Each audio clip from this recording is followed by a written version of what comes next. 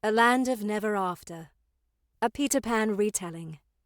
Written by R.L. Davennor, narrated by Tanya Doherty. This audiobook has been censored and edited to comply with YouTube's content guidelines. Certain scenes have been bleeped, muted, or removed entirely, particularly those containing strong language, graphic violence, or other adult themes. For the full uncut audiobook experience, you can purchase the complete version on the author's website. 2. The Thief. Bolting upright, I blinked in the harsh sunlight, mouth parched and foul-tasting. My tongue was even drier than my lips. I craved water, and the incessant roll of the tide behind me only made that need worse.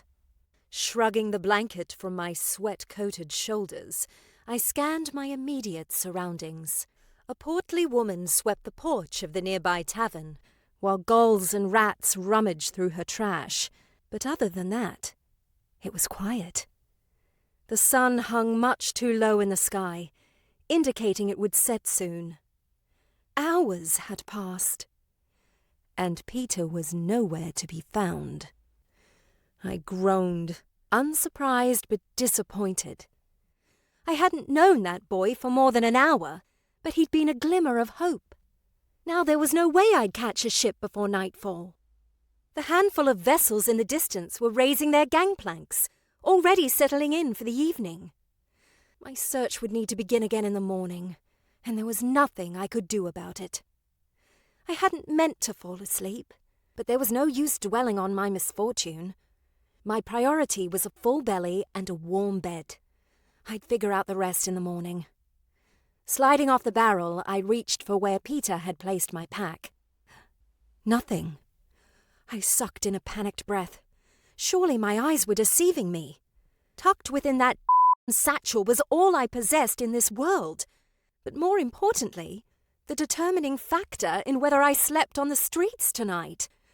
Gods only knew what prowled these parts once the sun went down, especially so close to the forest of Never. I shuddered at the thought. That wasn't including my music box. I'd never been parted from it, not once. Peter had stolen it. So much for a birthday present. Gritting my teeth, I set off at a brisk pace in the direction I'd seen him disappear. I didn't have much to go off, but the dwellings were already growing sparser. Surely there would be people I could ask for more information. And though the day was nearly gone, Peter couldn't have gotten far, simply because there weren't many places to go. Once the docks ended, there was a long stretch of beach before the forest began. I knew what the tales warned. I'd repeated them to scare younger children a time or two, but it wasn't dark yet. I still had time to search. The real question was whether I had the nerve. I picked up my pace until I was sprinting. There was no time for caution, not when the alternative was being left to the mercy of the night. The rapidly cooling air soothed my still burning skin, and the salty breeze reawakened my senses. All of it exhilarated me further as I ran straight through a crowd of seagulls pecking at a rotting fish. I was deaf to their indignant screeches as I approached the first group I came across. A teenage boy and two older men in front of a tavern. Gathered around a table and settled into rickety chairs, they were having a discussion in hushed tones, poring over a few scraps of paper. The boy, a redhead, acknowledged me first, gaze widening as he took in my awful appearance. I still hadn't gotten a chance to change out of my now ragged dress.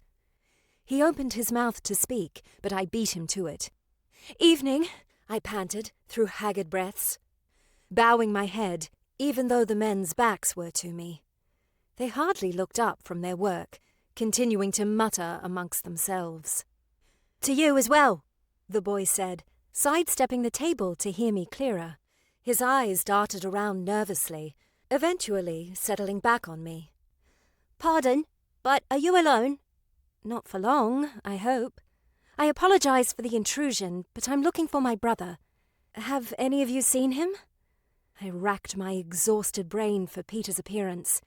He's a bit taller than me, brown hair, wearing a green shirt. The redhead clenched his jaw. You shouldn't be out here. It's not safe in these parts. The night stalkers have been more ravenous than usual lately. I ignored the chill that shot up my spine. That's why it's so urgent. My brother has... Brother, you say? The larger of the two men rose from his chair, causing me to gasp. A jagged scar marred the left side of his face, beginning at his chin and stopping at his temple, only narrowly missing his eye. The result of an encounter with a night stalker? His lips curled in disgust as he took me in, but none of these details scared me. The array of weapons at his belt did. He selected a large dagger, twirling it in his hands. We were just discussing a similar lad. Or more accurately, a thief. I swallowed, inwardly cursing myself. He'd proven what he was, but I'd made the mistake of following him and was about to pay for his crimes. Boy swiped several of my best knives right out from under me. He was good, I'll give him that, and lucky too, but it's our luck now. Though the redhead stood frozen, the second man moved behind me, effectively blocking my escape. The scarred one grinned. He sensed my fear. He didn't take all my knives, and was even kind enough to send us a plaything. I clenched my fists, fueled by the rage that coursed through my plaything, my We'd play all right, but we'd do it my way. I lunged, but not toward either of the men, gripping the arm of one of their makeshift chairs. I prayed it was light enough to wield. It was. Careful to avoid the redhead, I swung the chair around with as much force as I could muster. Immense satisfaction flooded through me when it connected with the scarred man's shoulders, but not as much as I felt when a groan escaped his lips. Wood splintered and shattered as several legs broke off, but I still had one decent swing left before I destroyed it completely. He remained on his feet, reaching for a knife. You'll pay for this, you bit! My second strike collided with his kneecaps and sent him crumpling. Before he hit the ground, I snatched one of the smaller poking from his belt and the second man didn't bother to draw a weapon. He cracked his knuckles, scoffing as he advanced. Colour me impressed, but there's still a debt to be paid. Pay it yourself, I snarled. Internally apologizing to the redhead, seemingly frozen in shock, I shoved him into his companion. Neither fell, but they stumbled and tangled enough for me to slip around them. Knife still in hand, I took off sprinting. Cries pursued me. Thief! Witch! Or maybe they were saying The wind roaring in my ears made it hard to tell at this point. I dodged the rest of the houses dotting the port side, keeping well away from any humans I saw, but it hardly mattered. I'd attracted far too much attention. Some mothers with young children at their hips had even emerged from their dwellings to watch. No one would help me now. Glancing over my shoulder, my heart pounded faster at the sight of half a dozen men on my tail. They were gaining quickly, and there were no alleys I could duck into, no places to hide. Once the houses ended, there was nothing but open, sandy beach. It left nowhere but the forest. My chest tightened at the thought of the scarred man's face. His old wound could have been the work of a night stalker, or something worse. A long expanse of beach still separated me from the blackened trees, and I could have sworn I heard faint howling coming from within. The forest of Never was where nightmares came alive, where dead things roamed, and where lost souls disappeared, never to be seen or heard from again. It was my only chance. Pumping my legs as fast as they would go, I nearly stumbled when I reached the beach. The dry sand was far too malleable and difficult to navigate at my breakneck pace, so I stayed close to the tide, utilizing the harder surface to propel myself forward. The cries of my pursuers faded with the sunset, but I didn't slow until I reached the tree line. Sliding to a complete halt, I hesitated. Unnatural coldness wafted from within. I shuddered when all the hairs on my arms stood on end, but didn't back away. Holding my breath, I reached for the nearest branch, only for it to disintegrate at my touch. I could have sworn the rest of the tree quivered, alive, though it was dead. What in the gods' names was I thinking? You want to die that badly, lassie? We can speed it up for you. The mob was close enough for me to hear them, but they too had stopped. Only 50 yards separated us now, a distance they could easily cross the moment they wanted to. Go in there and you'll die, slow and painful. Night Stalkers like to play with their food. I recognized the voice of the scarred man. Come with us. Tell us where your brother is and maybe we'll let you live. If you behave. I took in the maze of trees before me, refusing to give the men any more attention than they deserved. The longer I stared, the more it became obvious my eyes hadn't been playing tricks on me. The forest was moving. It rearranged itself until a clear path formed for me to enter without hindrance. There were no signs of night stalkers, and even the howling had ceased. I bit my lip. Just because no one had never made it out alive didn't mean it wasn't possible. Right? There was only one way to find out. As the men screamed and jeered, I entered the forest of Never. Faster than a walk, but slower than a run, my feet skimmed the barren ground. Thorns and gnarled branches poked out at every turn, but not one of them snagged my dress or scraped against my skin. Seemingly having the sentient forest's blessing didn't ease my fears. Heart thudding wildly, I didn't deviate from where the trees guided me, despite being well aware that a monster could be waiting on the other side. A ravenous one. You, Peter, I hissed under my breath, gripping the knife I still held a bit tighter. You should be in here, not me. Darkness was closing in with every step, but not the type that fell each night. This was blackness, a void that would consume me if I let it. The sound of my own voice grounded me a little, so I kept talking. Think you can steal from me and get away with it? My music box of all things? Tears hovered at the corners of my eyes at the thought of never seeing, never hearing it again. Though I'd never really had her, losing the music box was like losing my mother, and I was nowhere near ready for that.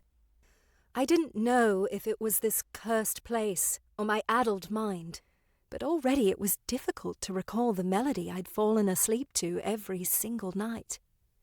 To keep from crying, I started humming the little I remembered, hoping it might drown out the unnatural whistling of the wind. It didn't. My song blended with the sounds of the forest, and the result was otherworldly. It both matched my pitch and added complex harmonies beneath, leaping with me across octaves and rattling me to my core. Something was happening, and I'd have noticed even if the trees weren't rocking. Dancing. They moved as much to me as they did to the wind, with a voice more ethereal than any singer I'd ever heard. But I didn't stop, not even when the music swelled to a volume that both hurt my ears and threatened to split my head in two. Though part of me was terrified, a stronger part wanted this, welcomed this. Swaying from side to side, I planted my feet in place and closed my eyes. That was when everything stopped. Everything but a telltale tinkling. My music box? Fear pierced my heart. It couldn't be. How could it have made it all the way out here? Surely this was another of the forest's tricks, this time clearly designed to lead me to my doom. I wouldn't fall for it. I didn't want it back that badly. Didn't I? Against my better judgment, I tore my gaze from the path ahead to glance around. The darkness had taken hold of nearly everything at this point, but my eyes had adjusted just enough to be able to see fleeting shapes, flickers, glimmers. I sucked in a breath. It was here. Nestled atop a bed of moss, my music box lay open, freely singing its tune. Unaffected by the forest, the inner mechanisms worked perfectly, cranking as steadily and as on pitch as ever. The intricate silver plating decorating the box's outside flashed, though there was no light coming from anywhere. But I was too relieved to care, and too exhausted to wonder how in the gods' names it had ended up here. A sob tore from my throat as I darted toward it, leaving the path behind. For the first time since entering the forest, thorns and branches dug into my unprotected flesh, but I pushed through the pain, determined to reach the box even if it me. Trailed down my arms and stained my ragged dress, and when a branch snagged my hair, I stumbled at the sudden jerk. A strange combination of rage and determination flooded through me. I refused to make it this far, only to be held prisoner by a tree. Whipping out my knife, I hacked and slashed blindly, screaming nonsense as I did. Each time the blade struck bark, the dead branches disintegrated just as they had while I still stood on the beach. An ash-like substance settled atop my scalp and shoulders, but I didn't let it stop me. I didn't cease thrashing until all hindrances were gone. By the time I reached the box and dropped to my knees before it, I could no longer see. It was much too dark. Cold arrived next, creeping along the hardened ground before whooshing higher, overtaking everything in its path. Settling on the moss, I curled around my music box, trembling and teeth chattering, as I prepared to freeze to death. Though it should have needed winding by now, the music never stopped. The passage of time became irrelevant. I remained where I was, eyes closed and skin so frigid it hurt. At least my had frozen over, clotting the instantaneously. Not that I'd have cared either way. None of it would matter soon. It could have been 5 seconds later, or it could have been 5 years. But eventually, I pushed myself upright. Nothingness greeted me with open arms. No light, no sound but the music, and no presence of any kind, not even the wind. If not for the pair of glowing yellow eyes, I might have believed I was dead. At least, they looked like eyes. Their contents were moving, swirling like liquid fire, but the irises were much too slender to belong to any creature I could name. Narrowing my gaze, I shook my head. You're not real. None of this is. Perhaps if I voiced it aloud, it might end up being true. But no matter how many times I repeated it, the orbs remained, unwavering, unblinking. The body they belonged to stepped into view. The creature was as horrifying as it was fascinating. An impressive pair of intricate antlers fed into the skull, which was completely visible, from the crown all the way to the sharp, bared teeth. A forked tongue flicked back and forth, but whether it was tasting the air or me, I couldn't be sure. Dark brown fur covered the rest of its wolf-like body, but it was patchy and unkempt, reminding me of the mangy dogs that often roamed around the orphanage. Worst of all was the smell. It soon became apparent why. Dotted the creature's body.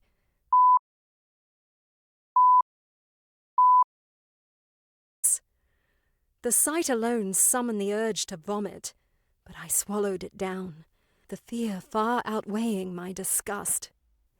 I was looking at a night stalker. Was I, though? The creature stood within reach but hadn't attacked. Eyes still swirling, it seemed to be examining me as much as I was it. That or searching for something. All I possessed were the knife and my music box, which I pulled toward my chest. No matter what happened, I refused to lose it a second time. That left only the dagger, and given that the Night Stalker hadn't proven to be a threat so far, pulling it out seemed wrong. But I could think of no other option, and soon those teeth would be close enough to do significant damage. Sucking in a breath, I curled my fingers around the handle. I hadn't even lifted it before the beast was upon me. A yelp escaped me as and I was on my back, completely at the Night Stalker's mercy.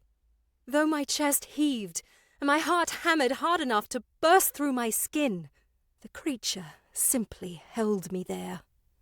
It lowered its head, not to look into my eyes, but to sniff my arms with idle interest. Panic began choking me regardless. Closing my eyes, I forced out a hoarse whisper. "Please, don't hurt me. I just want to go home." I omitted the fact that not only did I not know where home was, I'd never truly had one. The orphanage didn't count, and neither did the non-existent ship I'd failed to find. Home was as much of a mystery as the forest, my mother and this creature had proven to be.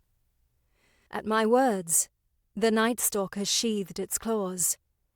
Distracted by the sudden sting of their withdrawal, I almost didn't register the voice, clear as day, speaking in my head. "Why do you yearn for a place in which you already reside, Wendy Maynard?"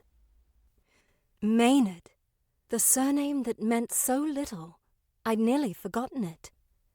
Too shocked to do anything but gape, I met the Night Stalker's gaze, entirely convinced I was hearing things as well as seeing them. "You needn't be afraid. Not of me." As if that was supposed to make me feel any better. Still, it wasn't as though I could move, and violence hadn't worked. Reason was the next logical step. You know my name? How? I was stuttering, a habit that hadn't surfaced since early childhood. "Whether or not you are ready to hear the great many things I know is the far better question." The Night Stalker spoke calmly, unbothered, and as though communicating with me was the most natural thing in the world. I can't say I'm convinced. I wasn't. Neither of its so-called knowledge, nor my sanity. "Consider the fact that I haven't you. Most other beings, despite knowing you're one of us, wouldn't hesitate." One of you? My current predicament suddenly didn't matter. I laughed. Whatever gave you that ridiculous notion? "I can smell it in your I tensed. That's comforting. The Night Stalker nodded, matter-of-factly. "It very well should be. I do desire your life force, but stealing it would do more harm than good." What an odd way to describe murder. Raising an eyebrow, I dared to prod further. "Who are you?" "My name is far from your comprehension." I gritted my teeth. Is there anything I can know? "Only if you are ready. I sense that you are not." Mind racing, I pondered my choices. The Night Stalker hadn't seriously harmed me, but neither had it given me any chances to walk free. It didn't trust me not to run, and rightly so. Not that doing so would get me very far. I could scream, but that was just as likely to attract more Night Stalkers as it was to alert help. But the more I squirmed, the more urgent my predicament became. Had started dropping onto my dress. They began crawling, toward the many rips and tears I'd sustained since the morning, and it wouldn't be long before they reached my skin. "Let me up!" I hissed, terrified at the thought of the awful things. "I'll do whatever—" Before I'd finished speaking, the Night Stalker leaped away. A piercing shriek had me covering my ears, and once it stopped, I nearly released one of my own. A figure stood at the far end of the clearing, wielding nothing but a dagger. Chest heaving, its gaze remained focused on the Night Stalker, though its feet crept silently toward me. I might have been relieved, if not for one small detail. He was one of them. Sallow skin barely clung to his frame. His arms were littered with and stained his shirt. I had little doubt the parts of him I couldn't see were far worse. He was a walking, breathing and I could hardly believe it when a cry escaped his lips. In a voice I recognized. "That's right, you ugly Over here!" Peter? The Night Stalker bristled, tail lashing like a whip. "I'll be far less so once I've ended you." There wasn't time to wonder what the was going on or how. When Peter raised his weapon higher, my chest tightened. Could he not understand the creature like I did? Just a little closer. Narrowing his gaze, Peter tensed his mangled arm to strike. "Wait!" I shrieked. Snatching my music box, I scrambled to my feet, gaze flickering between Peter and the Night Stalker. "You don't need to—" The beast charged, more gaping and claws outstretched. I waited for the inevitable scream from one or both. What I didn't expect was for Peter to shoot upward. I blinked in disbelief, jaw dropping when he remained hovering in midair. Smirking down at the disgruntled Night Stalker, he spread both arms in a challenge. "What's wrong? Too high for you?" "Fairy magic won't save you." The Night Stalker paced back and forth as it stared up at him, eyes now flashing red. "If you desire my life force, come and take it." "Peter," I pleaded a second time, "you don't need to do this. It doesn't want to hurt you." "Just like it claimed to not want to hurt you. Am I right?" For the first time, Peter met my gaze, and I flinched at his intensity. Like the Night Stalker's, his eyes contained a turbulent storm, one I had no desire to get caught up in. Peter gestured toward my wrists. "First rule of Neverland, Wendy. Never trust a Night Stalker." "Neverland?" I echoed. "What?" He dove so suddenly, not even the Night Stalker expected it. With a clearly practiced maneuver, Peter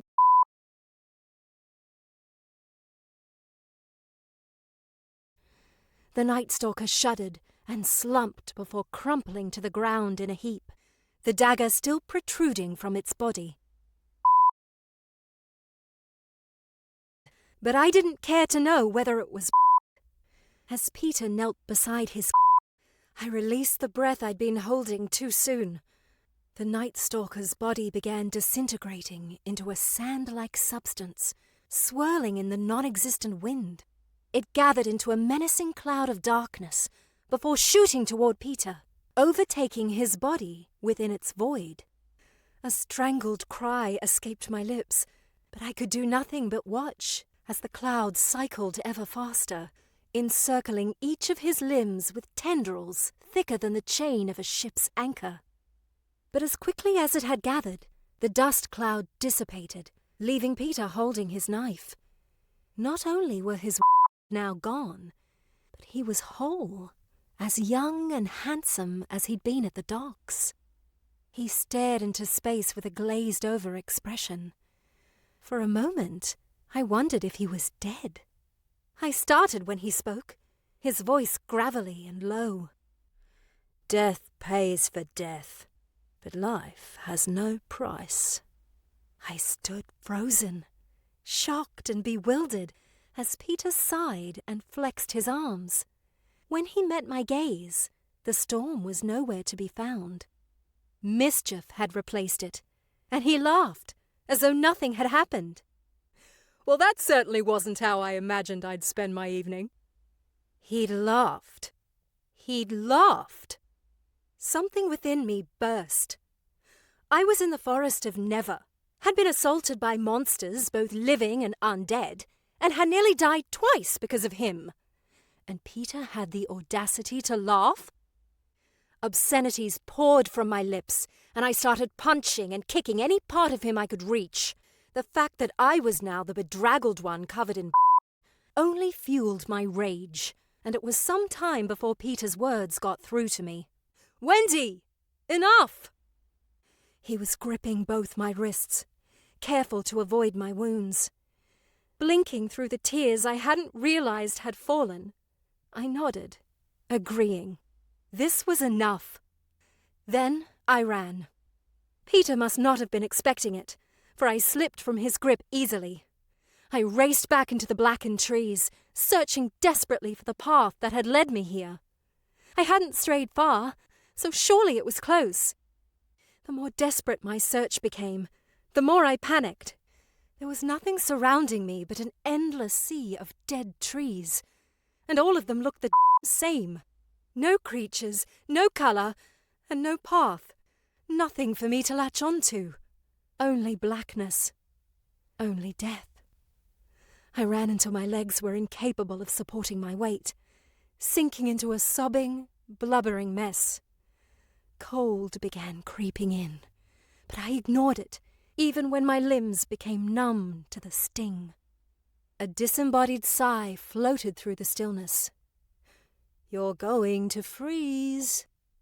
"I don't care!" I snapped. "It's better than turning into whatever you are." I racked my brain for what that might be. Sorcerers, monsters, and fairies all came to mind, but not one of them fit a flying boy who could heal himself by killing night stalkers. "I'm actually not certain if you will, given that a night stalker spoke to you." Peter floated in my peripheral vision. "Especially given that you understood it. What difference does it make? This is all your fault." "My fault?" He scoffed. "I told you to stay where you were." "You stole my music box." Raising my head, I shot Peter a venomous glare as I readjusted my grip on my most valuable possession. "No one touches my music box." He looked as though I'd slapped him. "I was going to give it back. I don't give a what your intentions were. It's mine." Peter nodded solemnly. "It's yours. I'm sorry." "Good," I spat. "But you shouldn't have followed me. Now you're stuck here." "I absolutely am not. You got me into this mess, so you're getting me out. Take me home, now." Sighing, Peter settled onto the branch of a nearby tree. "I couldn't even if I wanted to, and I'm not certain I do." "You're fun." "Fun?" I was practically growling now, wishing I hadn't abandoned my knife in the clearing. "If you don't see me back this instant—" "I can't, Wendy. Look around." I did, despite wanting to punch that lopsided grin off his face. "It's all the same, don't you see? The trees keep moving, changing, and they will for as long as you try to escape." I pursed my lips. "But you left just fine." Peter smirked. "Very observant. I can indeed come and go as I please." "Then take me with you." "Can't. The same would happen to me if I had you in tow. Neverland can't be fooled." That strange name again. Neverland. But before I could question it, Peter was in front of me, mere breaths away. As startled as I was, I found myself held captive by his dark, mysterious gaze. He carried that same misplaced aura I'd sensed at the docks, but stronger here. He belonged in this place of death, and yet he didn't. When he whispered in my ear, gooseflesh erupted down my arms. "No matter how far you run, no matter what you try, you can't leave. Not until this place is done with you. And when will that be?" Peter pulled away and grinned, eyes flashing mischievously. "Never. Why else would it be called Neverland?" A chill shot up my spine, and I knew without question that there was truth to his words. I was stuck here, whether I wanted to be or not. The most terrifying part? I knew it was the former. No matter what I tried to convince myself, I'd had a choice at that beach. I'd made it, knowing full well that I might never make it out alive. Who could have foreseen that my plight would turn out to be so literal? Though he'd been healed, I was unable to shake the image of the Peter I'd witnessed prior to his kill. He'd been undead, a corpse, and somehow I sensed this wasn't the last I'd see of it. But when he took my hand, it jarred me from my racing thoughts. Peter's fingers, warm and firm, encircled mine, grounding me in some small way. "Come, let's get you cleaned up. For real this time." I nodded once before trailing after him, deeper into what was evidently my new home, Neverland.